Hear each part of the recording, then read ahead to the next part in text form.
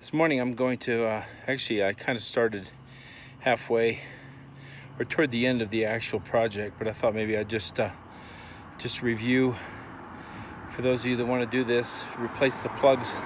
This is a Rav4, 2003 Rav4, and it has a little 4-cylinder. I think this might be a 2.0 or something like that. But basically to replace the plugs in this thing, here we go. I'll show you. First of all, you have to pull off this thing. We're kind of in the middle of the project here, but there's one bolt here, one bolt back.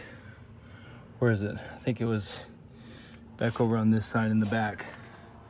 Then you have to unscrew, there it is, right there. And then you have to unscrew these vents that come off of here. There's one back here and one up here in the front. And then basically, pretty much all of them, you just take a 10mm wrench and screw that off and pull this out. And you might want to look down in there if there's any debris. What I did is I just got I just wetted the end of my rubber gripper for my spark plugs and put it down in there once I got the plug out very carefully. To maybe you can figure out a way to vacuum if there's any debris in there, because you don't want to get it between your gasket on your plug and then the head, because there was a little bit of like I don't know, looked like corrosion dust or something in there. Anyway, so all these were easy.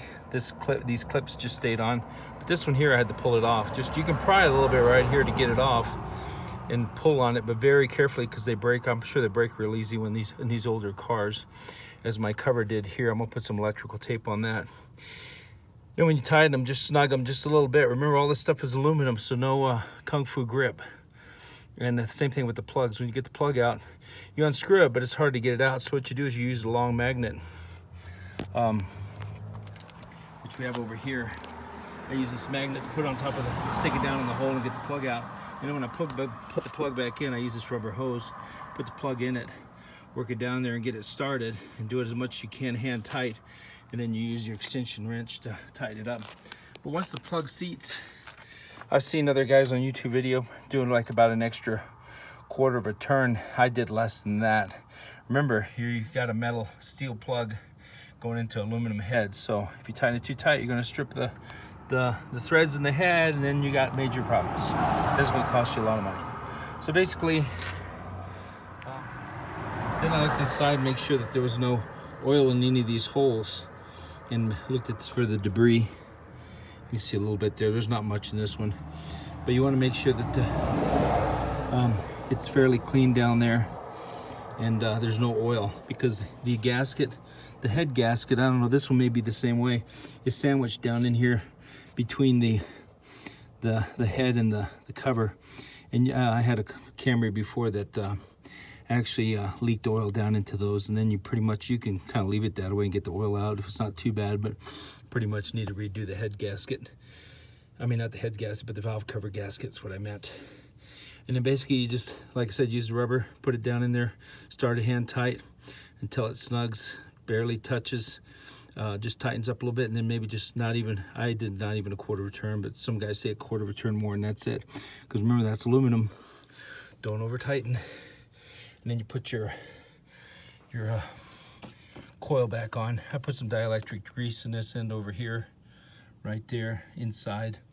And then just once you put it back on, line this hole up right here with this thing right here, this hole right here. And again, don't over tighten. And there you are. And then put the air cover back on, tighten up. Don't forget this hose back here that came off. Look around for any hoses that came off, and then you should be done. It's a pretty simple operation. Good luck. Okay, just as a review, this coil's on, bolt tighten, coil on, bolt, coil, bolt, coil, bolt. You had to take these 2 screws off, get this bracket off that holds the air cleaner, and then you put this back on. 2 bolts there. There's a hole back here for the air cleaner mounting. And then there you are. Put the air cleaner back on. Make sure you get all the pipes back on like you need. Pipes, whatever they're called, hoses. There you are. You get that on there, and then put all back together, and hopefully it works for you.